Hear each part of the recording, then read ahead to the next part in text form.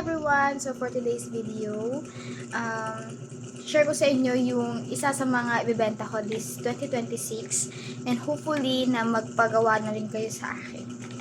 Lalo na sa mga ikakasal dyan. Good for souvenirs talaga siya. For the bridesmaid, ganyan. And also,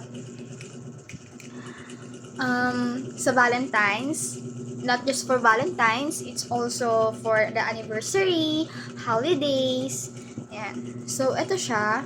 Actually, ito, nasa catalog ko na siya, nasa IG ko na siya, nakalagay na siya doon, and nasa page ko na siya.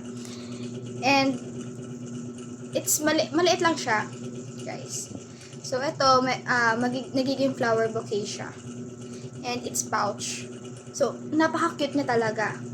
And good talaga siya for souvenirs and something else. Diba? Yan. So, ito, ang ginagawa ko dito, nilalagyan ko siya ng mga makeup kits ko. Kasi hindi naman ako ganun madaming ka-makeup. Talaga.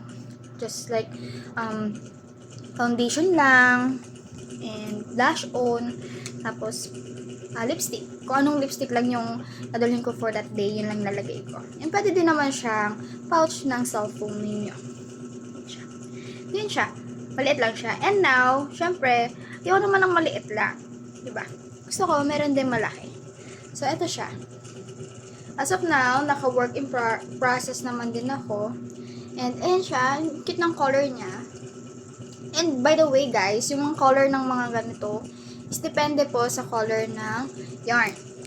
Kasi, ang meron minsan na yarn na available is ganyang color lang. As in, nag-iiba-iba lang siya ng color. Multicolor siya. Yun yung pinili ko talaga para mas maganda tignan. Para mas mukhang rainbow and colorful, ganyan. Lalo na kapag flower theme. And, yeah. Malapit na ang Valentine, so bumili na kayo.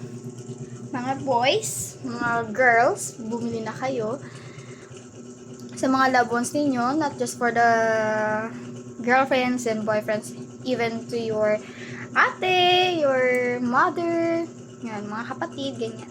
So, ito pa lang siya, wala pa yung flower, so, work in progress pa yung flower. So, ito siya. So, guys, wag nyo na kaming kukuruputin, ha, kasi ang hirap gumawa ng mga ganito. Hindi nyo ba alam kung ilang oras kami gumagawa nito? Minsan, araw pa kami gumagawa nito. Lalo na ako. Since part-time ko lang naman ang pagko-crochet, ang hirap maghabol, guys. So, ngayon pa lang, gumagawa na ako ng maraming ganito. Hopefully, na bumili kayo.